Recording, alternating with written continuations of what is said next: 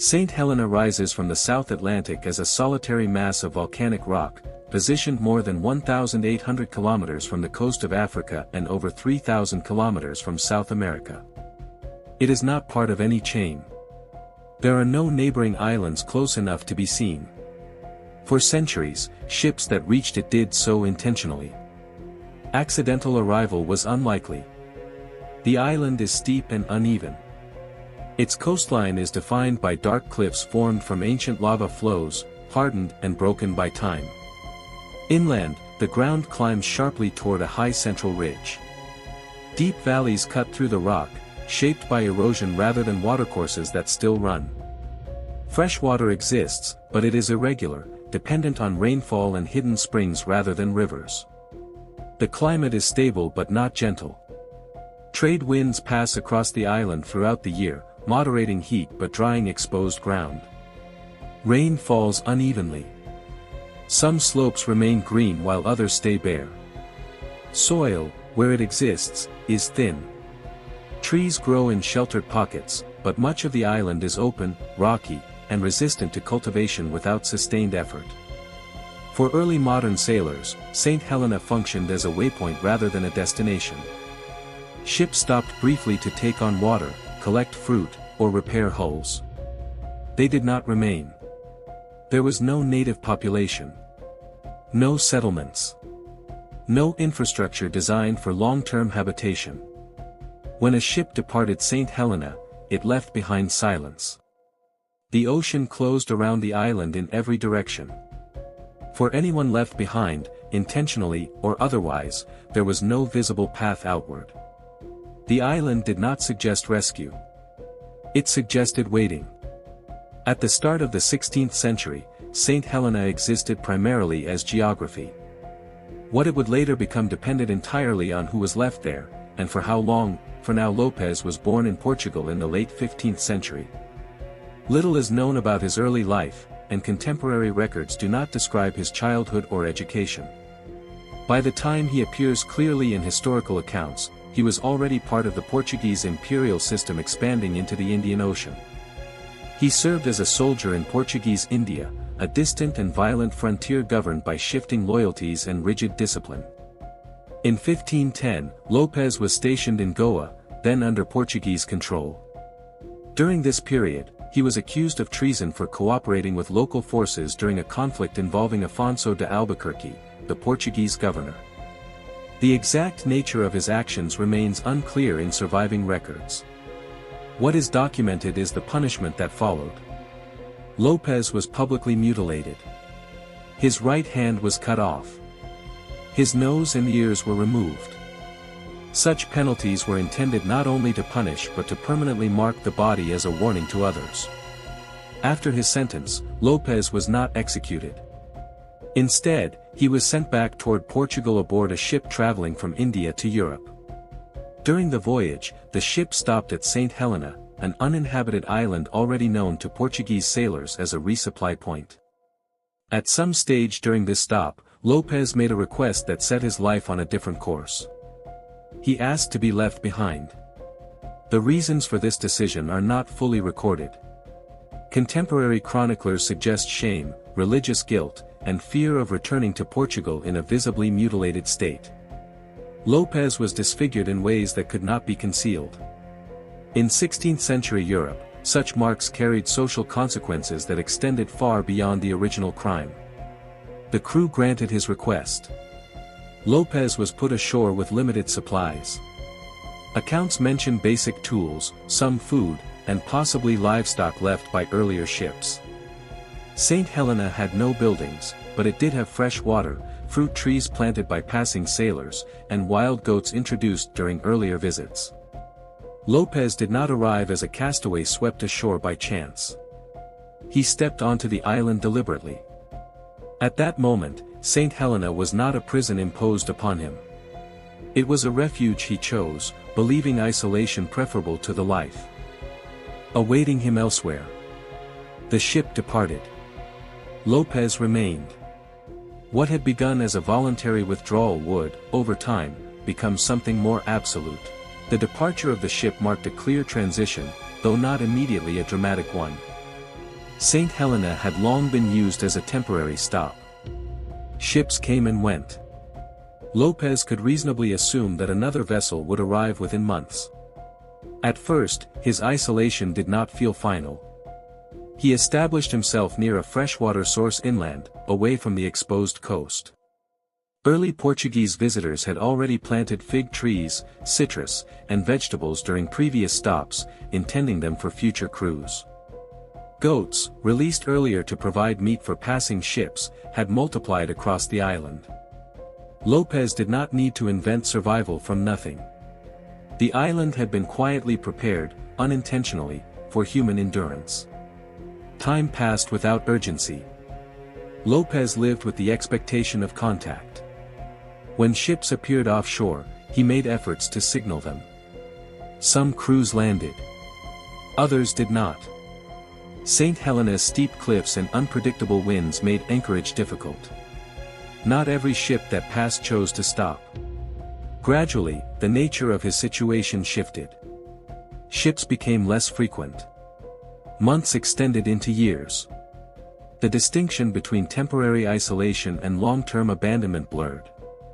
Lopez remained alone, not because he was forgotten, but because no one had been tasked with retrieving him. At some point, the pattern became clear. He was not waiting for the next ship. He was living between them, indefinitely. The supplies he had been given were finite. Tools wore down. Clothing degraded.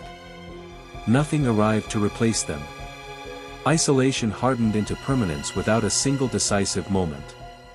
There was no formal declaration. No sentence pronounced. The point of no return arrived quietly, through absence rather than action. St. Helena was no longer a place he was staying. It was the only place he existed. From that point forward, survival was no longer provisional. It became structural. Every decision carried weight beyond the day it served. Lopez adjusted, not in expectation of departure, but in preparation for endurance, once it became clear that his presence on St. Helena would extend beyond seasons rather than weeks. For now Lopez reorganized his life around repetition and maintenance. Survival on the island did not require constant crisis response. It required steadiness. He settled inland, where rainfall was more reliable and vegetation more abundant. The high central ridge of the island captured moisture from passing clouds, feeding springs that ran intermittently through narrow valleys. Lopez chose a site near one of these sources, close enough to water to reduce daily effort, but far enough uphill to avoid flooding during heavier rains. Shelter came first. There were no buildings when he arrived. Lopez used stone, wood, and earth to construct a basic dwelling. Accounts from later visitors describe a small structure, partially dug into the ground, with stone walls and a roof supported by timber. It was not permanent in the architectural sense, but it offered protection from wind and rain. Maintenance became part of his routine. After storms, he repaired what had shifted or collapsed. Over time, the shelter changed shape as materials failed and were replaced. Food was available, but not without labor. The goats introduced by earlier sailors had become feral. They provided meat, but hunting them on steep terrain was physically demanding, particularly for a man missing a hand. Lopez adapted by setting traps and guiding animals into confined areas where they could be killed with minimal struggle. Meat was dried or consumed immediately. Nothing was preserved in large quantities. There was no way to store food safely for long periods. Plant food supplemented what meat could not provide consistently. Fruit trees planted during earlier Portuguese visits had survived. Figs, citrus, and possibly pomegranates grew in sheltered valleys. Lopez tended these plants, clearing competing vegetation and protecting young growth. He also cultivated small plots of vegetables using simple tools. The soil was thin and rocky. Productivity depended on careful attention rather than expansion. Water collection defined the rhythm of his days. Springs varied seasonally. During drier periods, he collected rainwater when possible, using natural basins and simple containers. When water sources diminished, his range contracted. Movement across the island became calculated around access rather than exploration. Clothing deteriorated quickly in the island's climate. Salt air and sun weakened fabric. Lopez repaired garments repeatedly until they could no longer be worn. Eventually, he relied on animal hides for protection. These were crude and uncomfortable, but functional. Exposure was a constant concern, particularly at higher elevations where winds remained strong year-round. Physical limitation shaped every task. The loss of his right hand forced him to develop alternative methods for cutting, carrying, and constructing. Tools were adapted. Tasks were slowed. Efficiency mattered less than consistency. Injury would have been catastrophic. As a result, Lopez avoided unnecessary risk. He did not climb cliffs without purpose. He did not pursue animals into dangerous terrain. Time became diffuse. Without calendars or external reference points, days blended into one another. Lopez marked seasons through changes in vegetation, rainfall, and temperature rather than dates. He developed routines not for productivity alone, but for mental stability. Each day contained familiar actions. Gathering water. Tending plants. Checking traps. Repairing shelter. These activities imposed structure where none existed naturally. Contact with passing ships remained intermittent. When vessels anchored, Lopez sometimes made himself visible. Some crews visited him, bringing limited supplies or news. These encounters did not end his isolation. They interrupted it briefly. He did not reintegrate with the crews, nor did they stay. Over time, his appearance changed. Contemporary descriptions note his severe disfigurement, weathered skin, and thin frame. He was no longer recognizable as a soldier of the Portuguese Empire. He had become part of the island's environment, shaped by it rather than acting upon it. Survival on St. Helena did not involve dramatic escapes or constant danger. It involved continuity. Lopez endured by reducing life to its essential requirements and repeating them without variation. The island did not challenge him daily. It absorbed him slowly. Endurance over long periods does not remain neutral. On St. Helena, the absence of immediate danger did not prevent gradual loss. For now, Lopez survived by maintaining stability, but stability came with cumulative costs that could not be reversed. His physical condition declined steadily. The island provided food, but not balance. Periods of scarcity followed periods of relative abundance. Hunting goats required strength and mobility that diminished with age and injury. Plant food depended on rainfall patterns that were not predictable. Malnutrition was not acute, but chronic. His body adapted downward, conserving energy rather than rebuilding strength. Injuries healed slowly. Without medical care, minor wounds carried long-term consequences. Infection was a constant risk, particularly given his exposure and the physical demands of daily labor. The mutilations inflicted years earlier never ceased to shape his limitations. The missing hand reduced leverage and endurance. Tasks that would have taken minutes took hours. Fatigue accumulated. Psychological strain was less visible but persistent. Lopez lived without sustained human contact. Passing ships provided brief interaction, but these encounters emphasized separation rather than relief. Crews arrived with language, hierarchy, and purpose. They departed quickly. Lopez remained, unchanged by their movement. Time lost definition. Without external markers, memory replaced chronology. Events were remembered by conditions rather than dates. A dry year. A season when goats were scarce. A period when no ships appeared. The future did not present itself as a plan. It narrowed into continuation. There were attempts to change his situation. On at least one occasion, Lopez left the island aboard a ship and returned to Portugal. The journey did not resolve his condition. His disfigurement and long isolation made reintegration difficult.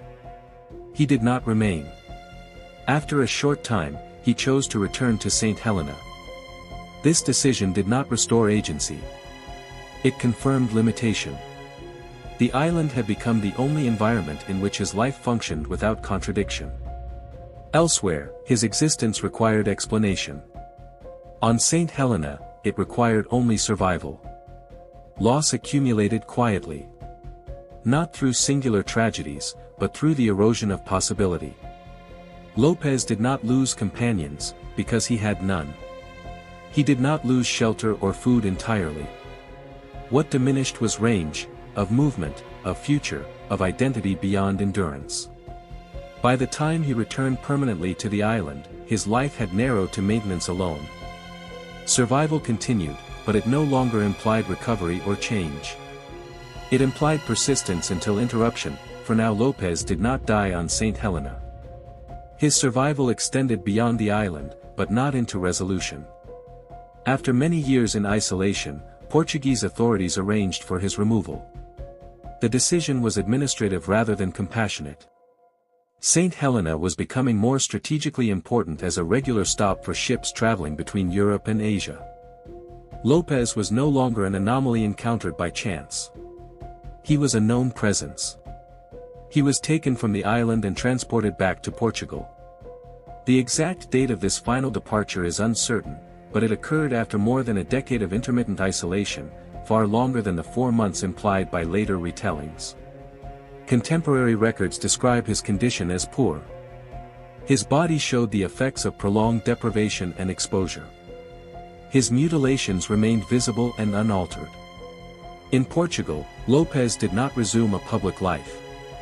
There is no record of employment, family, or reintegration into military or civilian structures. His existence continued, but without narrative. He was granted a pension by the Crown, an acknowledgement of survival rather than restoration. The support addressed subsistence, not belonging. Accounts suggest that Lopez did not adapt well to life away from the island. The rhythms of society conflicted with the routines he had developed. Noise, density, and constant interaction imposed demands he had not faced for years. The mainland did not offer relief. It imposed pressure. At some point, he requested to return to St. Helena. The request was granted. He was transported back to the island he had once chosen and later endured. This return was not framed as exile. It was treated as preference. Lopez spent the remainder of his life there, no longer entirely alone. By then, small groups of people visited more regularly. The island was changing. His role within it did not.